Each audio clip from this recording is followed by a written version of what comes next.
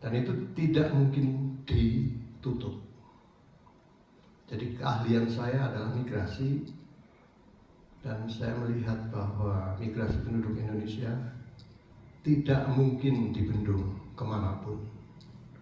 Dulu Jakarta pernah dicoba ditutup oleh Gubernur Ali Sadikin karena terlalu banyak orang masuk ke Jakarta. Tapi itu sebuah usaha yang sia-sia, tidak mungkin.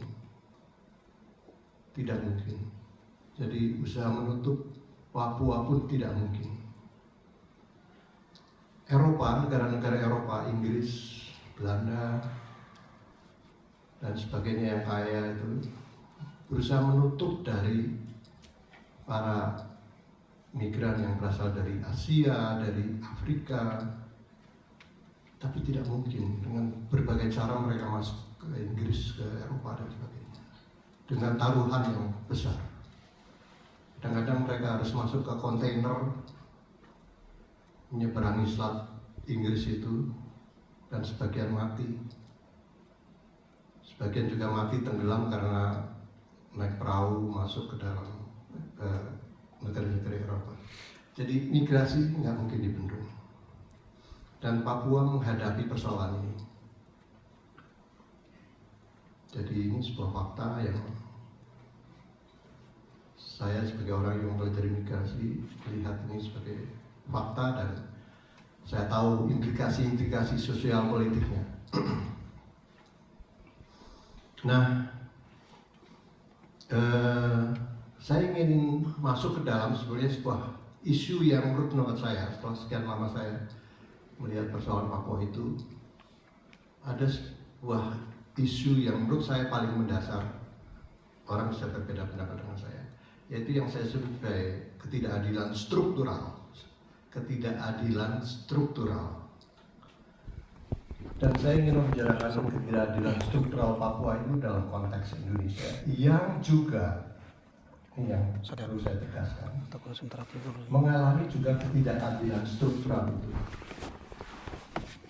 Mungkin Papua mengalami yang paling buruk dibandingkan dengan di Jawa atau di tempat lain, tapi ketidakadilan struktural itu menjadi fakta yang menurut pendapat saya ada di Indonesia.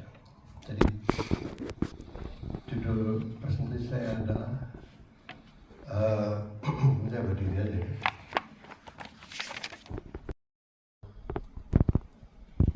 Saya jadi nanti anggota DPR akan merupakan wakil dari orang luar Papua. Saya kira itu sudah terjadi, dan itu berkaitan dengan sistem politik kita juga. Jadi itu juga berkaitan. Menurut saya itu fakta-fakta yang akan terus kita lihat. Jadi saya tidak mau bicara statistik ini secara detail, Anda bisa lihat mungkin lain waktu kita diskusikan.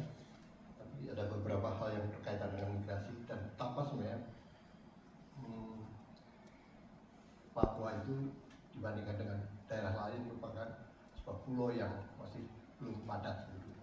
Dan ini menimbulkan sebuah masalah buat Papua sendiri. Nanti saya jelaskan. Lanjut. Nah,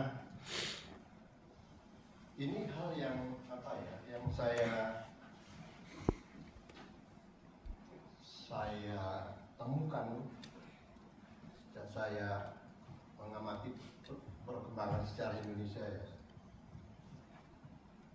Dan saya sebut saja di sini, mungkin ini baru saya katakan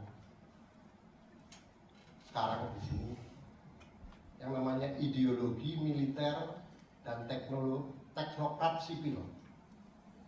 Ya, ada ideologi militer dan teknokrat sipil, dan kita sebenarnya dikuasai oleh ideologi ini.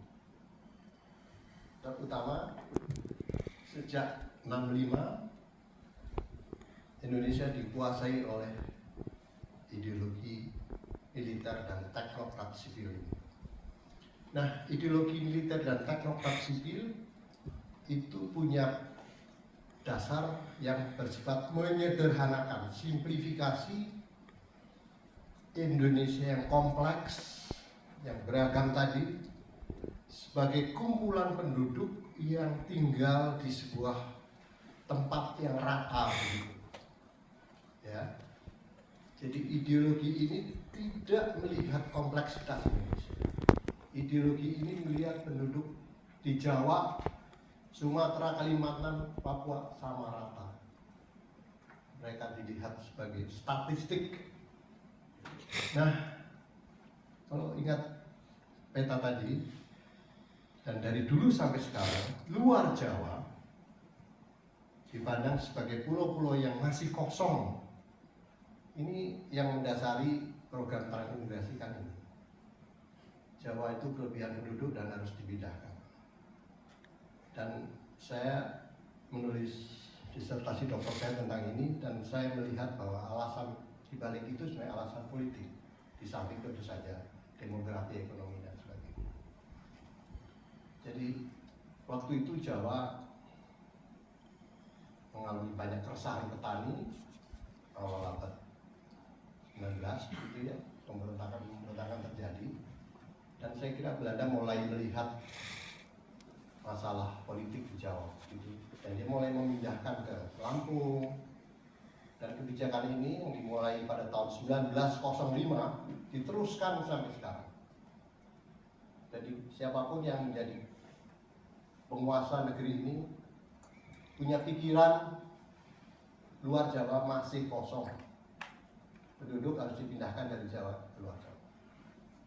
Pertama ke Sumatera, kedua ke Kalimantan, Sulawesi, dan terakhir ke Papua, juga ke Timur-Timur.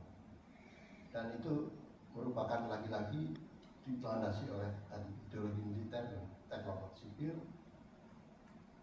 Dan kita tahu, bukan rahasia lagi, waktu terjadi konfrontasi dengan misalnya Malaysia, penduduk Indonesia ditempatkan di perbatasan antara Indonesia dan Malaysia. Ketika terjadi, mungkin mudahnya saya bandingkan dengan Malaysia. Malaysia itu adalah sebuah negara yang tumbuh dari nasionalisme yang bersifat etnik, yang dikuasai, didominasi oleh orang Melayu.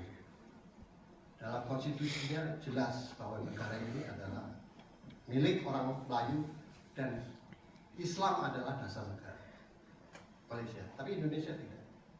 Indonesia tidak didasari oleh nasionalis etnik itu.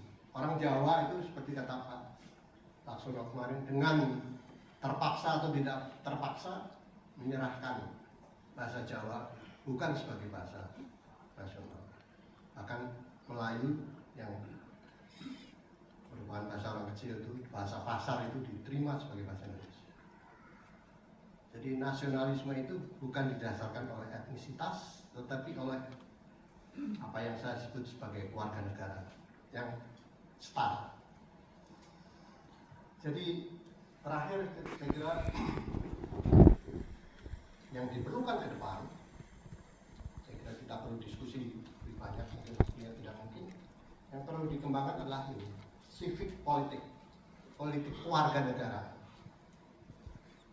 untuk menghindari menurut saya apa yang tadi telah saya sebutkan terjadi, diam-diam disintegrasi dari dalam. Kembalinya etnisitas, kembalinya etnik politik, konservatisme agama, saling mengkafirkan satu sama lain. Yang Kristen mengkafirkan Islam, yang Islam mengkafirkan Kristen. Yang menurut saya sebuah tanda-tanda yang saya sebut tadi, disintegrasi dari dalam. Kita melupakan cita-cita kemerdekaan kita yang bersifat lintas etnik, lintas agama. Saya kira itu Bu Melki, dan terakhir ini dia. Ini foto kemarin sore ini, yang buat saya momen yang ya semuanya tersenyum kan, momen apa ya, happy moment gitu ya, yang